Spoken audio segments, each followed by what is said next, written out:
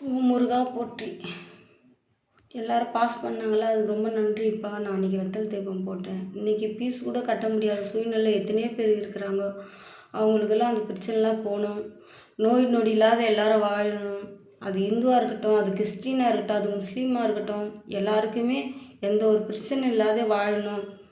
குழந்தை இல்லாதவங்களுக்கு குழந்தை கொடுங்க. முருகா போற்றி.